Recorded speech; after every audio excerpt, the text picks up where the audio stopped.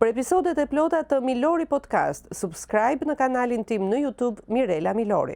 Dhe pikërisht sot këtë episod do ta nis me një mikesh, me një zonjë shumë të nderuar, me një mjeke psikiatre shumë të njohur, zonjën Ariana Areli. Ariana, shumë kënaqësi që Faleminderit shumë për ftesën. Kënaqësia ime. Do doja të flisnim në fakt për disa gjëra të cilat duken si gjëra që shpeshherë na i themi gjysmë të vërteta me miq, si themi komplet, dhe ka të bëjë me atë që është shumë i rëndësishëm, që është shëndeti mendor. Ti je një mjeke që njihesh në qarqe, që je ndër njerëzit që të referojmë të gjithë kur vjen puna për situata të caktuara. Nëse do të bëje një foto çasti, si është situata e shëndetit mendor me aq ekspertizë sa ti ke dhe sheh çdo ditë? Gati 30 vite eksperiencë mund të bëj shumë mirë krahasimin e çfarë shëndeti mendor ka qenë dikur, jo vetëm si tabu, si një mentalitet vështirësisht i prekshëm, aq më tepër i pranueshëm, për të ardhur në ditët e sotme ku ndryshime dhe trauma që shoqëria jo vetëm shqiptare por dhe mbar botërore i ka evidentuar më tepër këto probleme, por duke ulur nga ana tjetër edhe stigmën apo paragjykimin për këto lloj problematikash. Ky është një krahasim në afat kohor shumë të gjatë. Të paktën eksperjenca ime flet për këtë rreth 30 vjeçar, por dhe intensiteti i problematikave është rritur goxha. Ka ndryshuar gjithashtu edhe format e shqetësimeve. Pra dikur ne psikiatrit përballeshim më tepër me probleme madhore, prandaj jo më kot etiketoheshim ndonjëherë si mjekët e të çmendurve etj, ndërsa aktualisht përballemi shumë më tepër me probleme minore të tipit ndryshimeve emocionale, ndryshimeve të humorit, të cilat kanë tejkaluar ankesa për çrregullimet madhore. E qartë, megjithatë, ne kemi filluar të referohemi para pandemisë, pas pandemisë. Pandemia në fakt ishte një goditje e fortë për shëndetin mendor. Patjetër që po, konsiderohet si një nga traumat më të mëdha që ka kaluar vitet e fundit mbar bota, por në një Shqipëri me plot halle të tjera, pandemia konsiderohet një traumë e fuqishme, jo vetëm për momentin dhe specifikat që kishte ajo kohë. Pra nëse ne kujtojmë izolimin, frikrat shumë të mëdha në lidhje me ndotjen, në lidhje me kontaktet sociale me njëri tjetrin, pra ishin çfarë mendja njerëzore u vu në sprova shumë të mëdha, por jo vetëm pasojat akute të traumës, por dhe pasojat që edhe sot ne i shohim. E qartë, të kjo pjesa post-traumatike, sepse atëherë u fol që tani jemi të gjithë përballë se pandemia, jemi të përqendruar për ta kaluar dhe nuk po kuptojmë. Kam idenë që tani jemi në një post-traumë edhe shohim çrregullime të ndryshme. Ne shpeshherë me miq apo me njerëz themi që nuk është mirë. Është kjo shpreha, më duket se po kalon depresion për shembull. Tani duhet ndalem pak. Depresion, çfarë është ky depresion? Sepse jam depresion. Isha në depresion. Kjo është vrau se ishte në depresion. Domethënë është fjalë shumë përdorur. Shumë përdorur dhe në fakt çfarë është depresioni?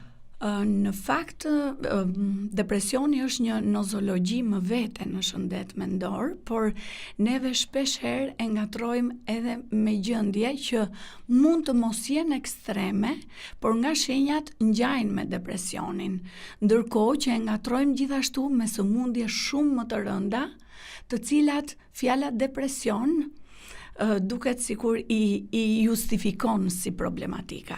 Kështu që duket sikur fjala depresion është në mes të problematikës dhe minore dhe madhore, sepse është e keq përdorur.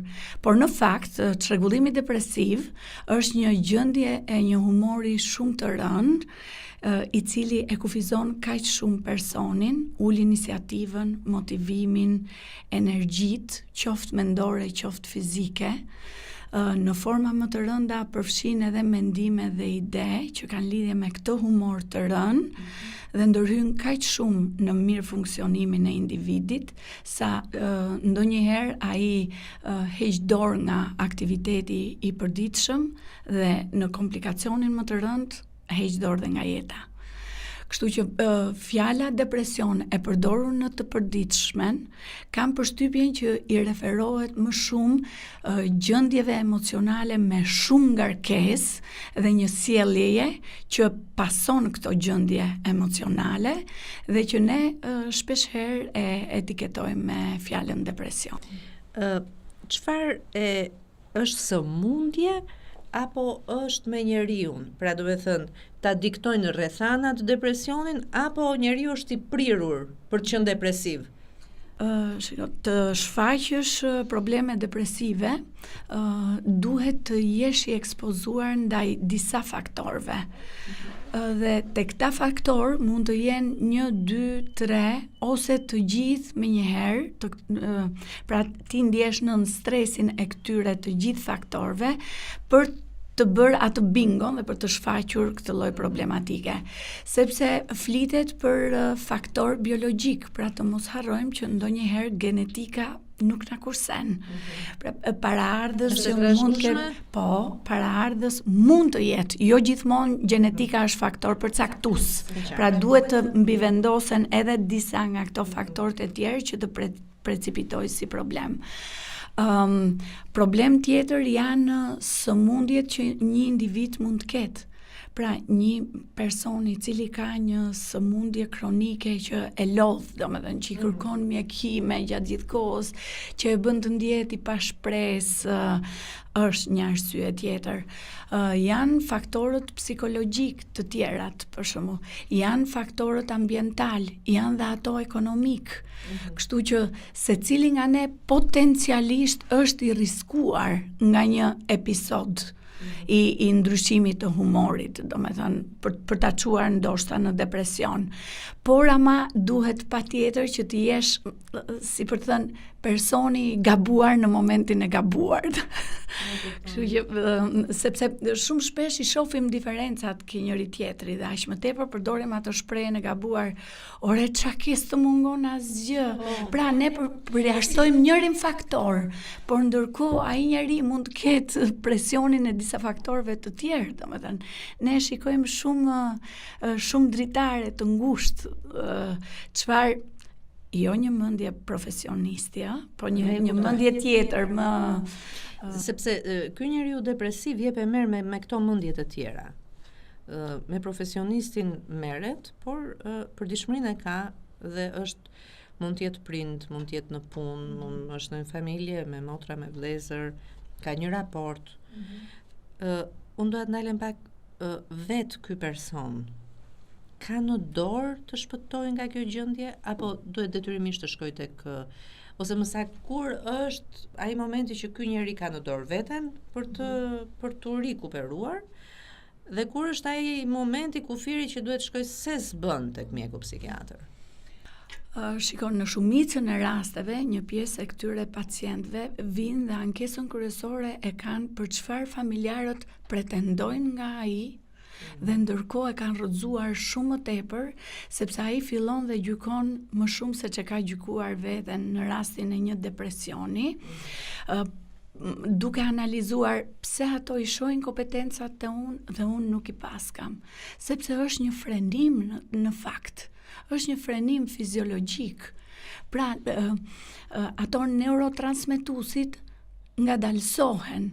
Jo se do ai person. Ka një presion familja, për shembull, që ti ka pritshmëri shumë më të larta. Është njësoj sikur ati me këmbë të thyer ti thuash, po çka ke ti ngriu dhe hes tani? Po ti nuk e shikon dot thyerjen e madhe që ai ka. Ato thyerjen e brendshme të vetën. Po ju a shpjegon dot familjarëve ky njeri në këtë moment, se mund të jetë dikush i na dëgjon. Prindi i rrit e koka, të gjitha i ke, lekët i kene për të punoj me të. Ndërkohë ai thot më jep gjithë botën dhe mua nuk më bën përshtypje asgjë dhe nuk është Çfarë ke pra i thot ajo apo ai prindi? Çfarë të mungon ty? Çfarë ke ti, ha? ai personi e para punës nuk e di këtë mekanizmin fiziologjik që ndodh te ai, domethënë. Kështu që e ka të pamundur që t'ja shpjegoj, por shumica i thon, "Ore, më dhëm shpirti."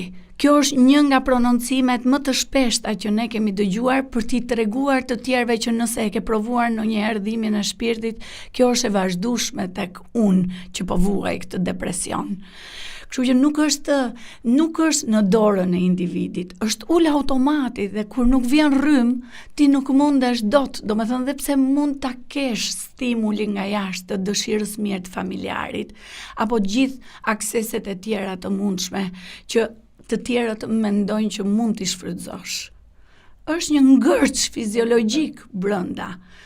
Kështu që ai kufiri pastaj midis kur një person mund të bëjë diçka për veten dhe kur duhet të profesionisti, është shumë i luhatshëm, jo vetëm nga njëri person te tjetri, po dhe nga një gjendje te tjetra. Por ama ne themi që në momentin kur të gjitha këto kriteret që përcaktojnë diagnozën për depresion, që unë i përmenda pak më përpara, pra ky frenimi fillon dhe të pengon në shumicën e ditës për më shumë se 3 javë rresht, atëherë këtu jemi në pikën që nuk mund të pretendosh dot nga vetja që ta tejkalosh këtë gjë, por duhet patjetër ndihma filluar që nga këshilluesi që mund të jetë një punonjës social, nga psikoterapisti dhe nga mjeku pastaj që përmirëson këtë ekuilibër të prishur të neurotransmetuesve. Ka ndonjë ndarje gjinore depresioni, më shumë gratë apo burrat? Në fakt nuk ka, ne vuajmë njësoj, por statistikisht gratë janë ato që mbajnë shifra më të larta të ankesës për depresionin. E para sepse nisur nga mentaliteti, një gjini më e fortë siç janë burrat duhet të ankohen shumë herë më pak, sepse burri mban, por bëjnë komplikacionet më të rënda të problematikës, sepse e lën që të zhvillohet. Gratë nga krau tjetër kanë edhe një strukturë fiziologjike ndryshe. Ne kemi pubertetin me hormone shumë kërcënuese të themi, edhe për sistemin nervor, kemi menopauzën, kemi periudhën pas lindjes, po jemi dhe për çfarë shoqëria na kërkon shumë më tepër multitasking, që duam të zgjidhim, mbajmë shumë ngarkesa dhe gjitha kjo vjen një pikë që edhe kjo bëhet një barre madhe dhe mund të ndikojë në shfaqjen më të shpejtë të kësaj problematike. Kështu që statistikisht janë femrat ato që e vuajnë më tepër. E kuptoj. Fëmijët, se dëgjoj për shembull raste të prindërve që nuk e tregojnë. Është shumë e vështirë të flasësh për fëmijën me depresion, por nga të tretët për shembull gjejmë histori që shiko se djali apo vajza i mjekohet, e ka çuar te psikiatri. Depresion të fëmijët, se deri tani kuptoj njerëzit e do flasim për njerëz që kanë hall ekonomik, social, thyerje, divorce, dashuri të lënduara, familje problematike. Ndërsa fëmia, pse prek fëmijët depresioni? Edhe pse në fakt unë nuk jam e fushës, gjithsesi, domethënë ne mund të nxjerrim sepse jemi të gjithë dëshmitar të kësaj kohe që jetojmë. Me sa duket, fëmijët sot vuajnë shumë mungesën e prindërve. Prindrit të përfshirë në atë vorbullën e sigurimit të mirave materiale dhe të mos i mungoj këtij fëmije asgjë, janë shumë pak të pranishëm, duke mos i dhënë vëmendjen, afeksionin, emocionet, duke mos ndar kohën që një fëmijë do për t'u rritur dhe emocionalisht dhe për t'u forcuar emocionalisht. Nga ana tjetër, duke qenë të vetëm, vetmia është një problem shumë i madh. Dhe aq më tepër kur i shkon lojrave, telefonit, teknologjisë, që i mbyll totalisht botën sociale, duke përqendruar në ca gjëra që ndonjëherë prindri që mungon, nuk është në gjendje as ti kontrolloj dhe ti selektoj. Dhe as i kupton. Dhe as nuk i kupton, jo, kështu që të gjitha këto ndikojnë në shfaqje të problematikave që nuk kanë kursyer edhe këtë moshën fëminore. Dua të ndalem tani pak tek një tjetër problematik, njeriu që e ndjen që është në depresion, kalon ato 3 javët e asaj situatës që s'po del dot nga gjendja, vjen te mjeku, merr ilaçin. Tani çfarë ndodh këtu, se këtu na ndodh gjithëve ne që nisim një mjekim, na jep 2-3 ditë një gjendje të mirë, e lëm. Edhe me antibiotikët e kemi ne. E vërtet është. Kemi një kulturë të munguar që nuk themi 5 ditë, do bëjmë 2 ditë, unë ngrita jahodha tani nuk e marr më. Tani si është raporti me mjekimet antidepresive? Tani një person kur vjen vet tek profesionisti dhe te mjeku në këtë rast, patjetër që i ka ardhur aty ku nuk mban më. Gjë që do të thotë që vërtet është i përfshirë në ndihmën që kërkon dhe në zgjidhjen që pretendon. Është shumë e rëndësishme që një mjek të bashkëbisedojë dhe të analizojë situatën për ta qartësuar fillimisht atë pacientin që ka përballë, për pse mendon që duhet ta japi këtë mjekim, kushdo qoftë ai përballë. Pse mendon që mjeku duhet ta japi këtë mjekim dhe çfarë ai pret nga kjo lloj ndërhyrjeje. Pra qartësohet, pastaj vë kushte. Dhe kushti gjithmonë është benefiti i të dyja palëve. Çfarë ky person do fitoj nga ky mjekim, ama si do ta filloj, si do ta vazhdoj, pse është shumë e rëndësishme vazhdimësia, kur do ta ketë kontrollin e radhës, pse duhet bërë ky kontroll i radhës, për ta mbajtur kështu në dinamik nën kontroll rastin.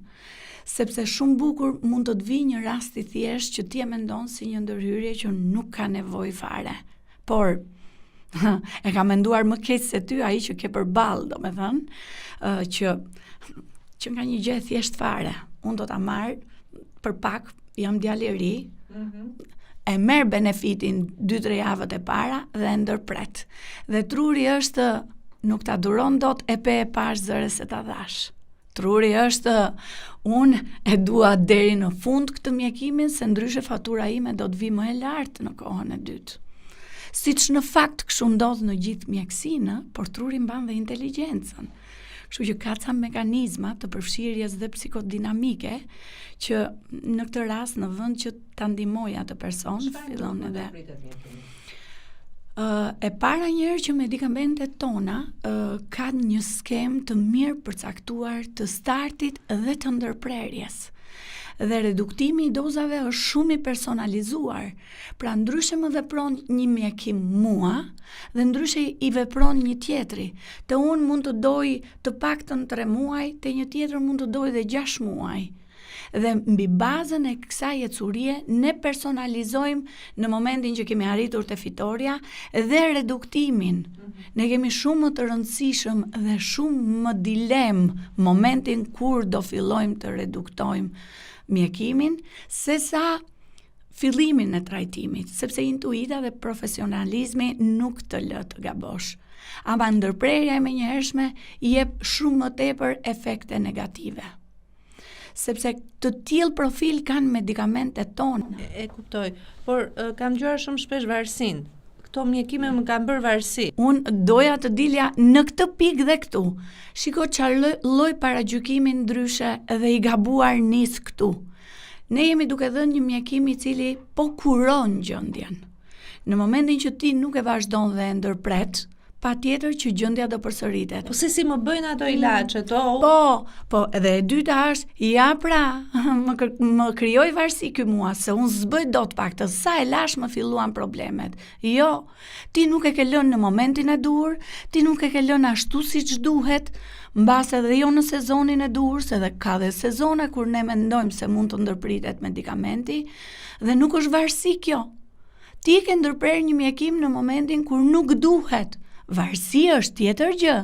Varësi kemi grupin e benzodiazepinave, të cilin ne mjekët profesionistë e japim me shumë kujdes. Sepse nëse merret i vetëm një benzodiazepin, nëse merret në sasi më tepër, nëse merret dhe te kalohet koha, atëherë ai ti ka futur kthetrat dhe jo vetëm nuk të lëshon më, po të kërkon sasi akoma më tepër. Ky është efekti drog, njësoj siç i droguari e fillon me pak sa për lezet, e shton që të marrit njëjtin lezet, e shton dhe vdes nga mbi doza, sepse nuk merr dot atë kënaqësi që mori në fillim me shumë pak. Po këtë efekt kanë dhe benzodiazepinat.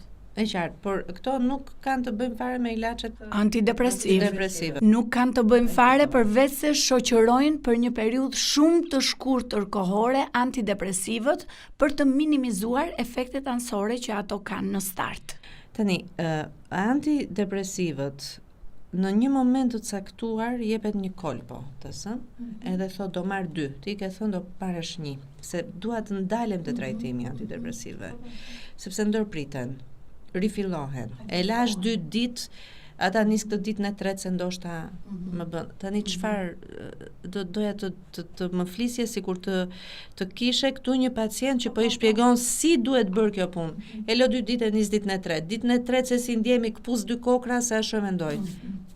Shikon, ne mjekët kemi bërë një shkollë të tërë, kemi studiuar kaq shumë kimi, fizik, biologji, dinamika të medikamenteve, pikërisht për të arritur në një përfundim të thjeshtë fare, që një mjekim i cili startohet duke u menduar nga profesionisti, duhet të vazhdohet rregullisht për arsye se krijon një përqendrim.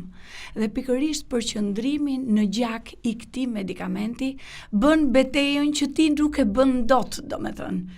Ti ke hyrë në një luftë dhe beteja do t'i fillosh gradualisht dhe t'i fitosh me këtë armë që ne të kemi dhënë. Në qoftë ti armikun përballë e ke shumë të madh dhe përdor një revolver dhe pastaj mitraloz, nuk do fitosh dot, domethënë.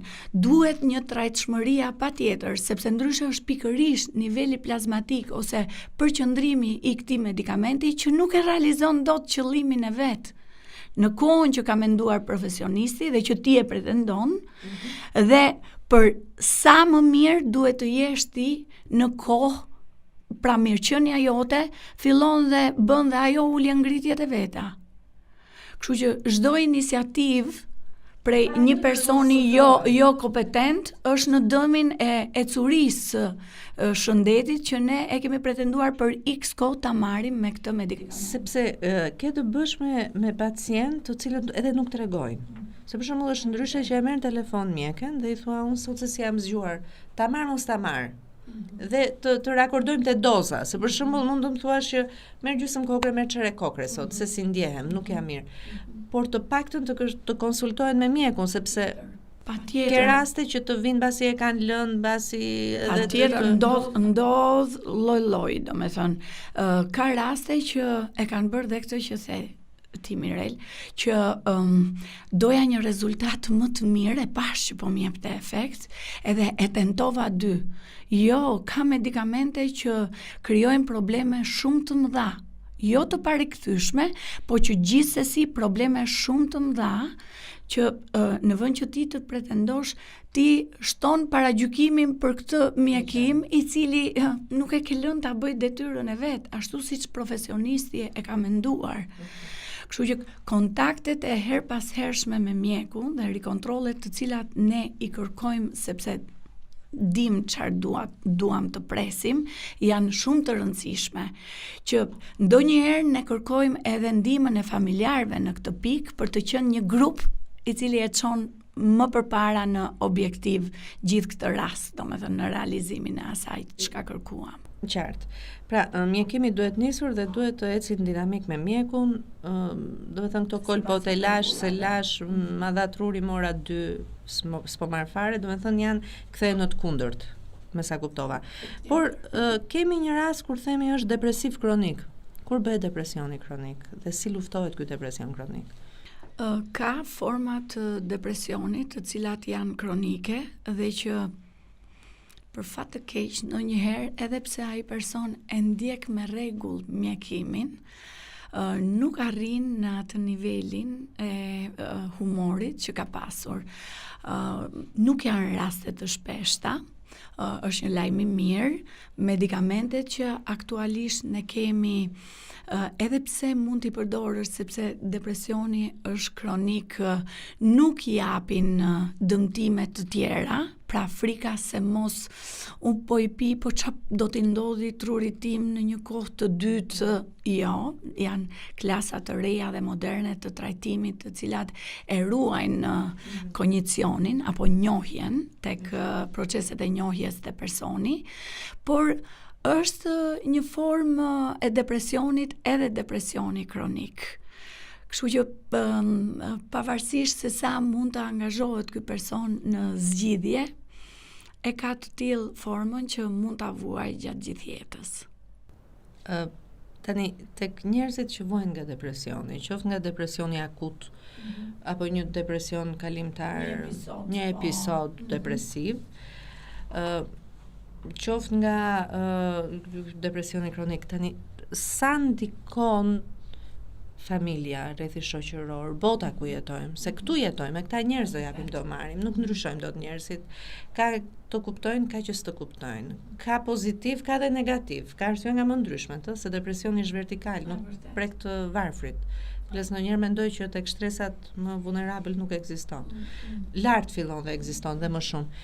Tani ky rrethi jon sa ndikon dhe si duhet ta menaxhojmë. Patjetër që presioni i ambientit është shumë, do me thënës, si për mirë dhe për keq.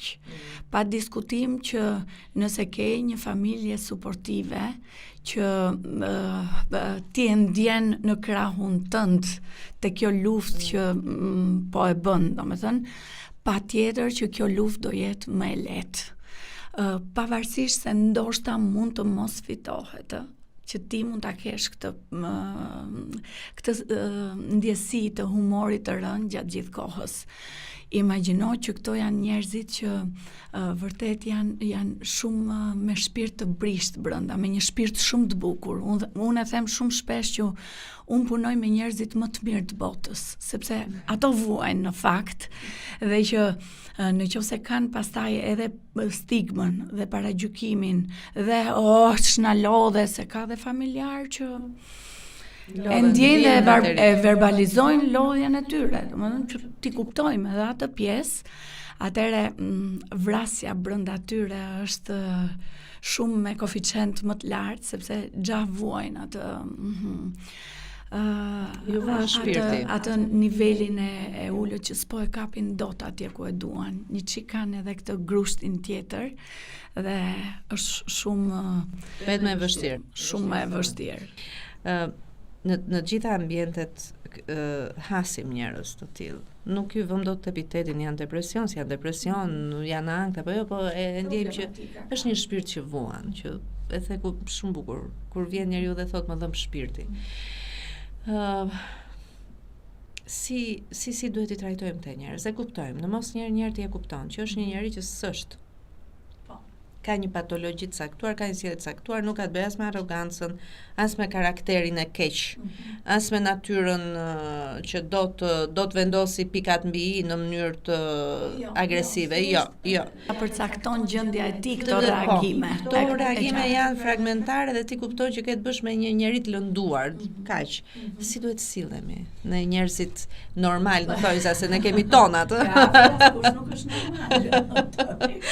Po. E para punës njerë që ne duhet ta identifikojmë problematikën të ky person me veten, Pra, nëse ne shikojmë që po vërtet ai njeri ka një gjë që nuk shkon, mirësia të çdo kush nga ne duhet vi për këto persona dhe ai person që ke përballë vërtet është shumë i brisht për ta shinjestruar dhe për t'ia vënë në dukje që shikose, sepse pikërisht këtu po vazhdon ta lëndosh. Pra nëse ti e identifikon si një problematik dhe e ke kuptuar këtë problematik, mënyrat e sjelljes që varet shumë pasaj nga secili nga ne, sa qytetari je, sa i qet je ti në fundi, se mund të kesh dhe ti ato përse kështu që normalisht të gjitha reagimet janë shumë personale, por që këtu toleranca dhe bonsensi duhet më shumë se kushdo. Në fundit një shoqëri është civile nga mënyra se si trajton më doptin. 30 vjet përvojë. Më thuaj një rast që të ka mbetur në mendje. Ke një rast që në fakt të tëra rastet tona shënjojnë. Të gjitha kanë një histori brenda, por histori pastaj që mbajnë shumë trauma që kanë filluar në fëmijëri dhe i kanë shoqëruar këta njerëz deri vonë. Ti shikon jo vetëm si ca njerëz që sa të brisht janë, aq dhe heroj brenda jetës së tyre. Kështu që unë të gjithë këta herojnë t'i kam brenda meje, domethënë, nuk mund t'i ndaj, nuk mund të them që kjo histori është më e trisht ose kjo histori ka një happy end, sepse të gjitha janë histori që më kanë prekur. Nuk i ndaj dot. Një njeriu që po kalon në shtegun e depresionit, ose është një shteg që e ka kaluar shumë shpesh, ose është shtegu i jetës ti. Do do kaloj aty. Dhe po na dëgjon në këto momente. Çfarë do t'i thoje? Në fakt që të pranosh sfidën është vetëm fillimi i një betejë e cila në fund të fundit fitohet apo jo, sepse jo gjithçka është në dorën tonë, mjekësia është një sfidë, secili nga ne duhet të jetë një luftëtar dinjitoz në këtë luftë. Ne profesionistët e shëndetit mendor nuk do mungojmë kurrë për t'i dhënë ndihmën. Ndoshta mund të jemi të vonuar në ndihmën tonë, sepse jemi shumë pak, ndërkohë që problemet janë shtuar shumë, por nuk do mungoj kurrë dëshira për të ndihmuar këdo që do ketë nevojë pas një rezervë. Duke u nisur jo vetëm nga vetja, por duke përfaqësuar edhe të gjithë kolegët e mi, ne kemi hyrë në një fazë edhe të vetmohimit. Po japim shumë tepër nga vetja, nga koha, po i marrim familjarëve tanë për të bërë më të mirën, që gjithsesi ky grup njerëzish e meriton. Por të vinte mjeku. Duhet të vim patjetër, prandaj thash ne jemi këtu për t'i ndihmuar. Pa diskutim tek mjeku, sidomos kur është diagnostikuar me depresion, duhen patjetër kontakte të afërta dhe të her pas hershme me mjekun.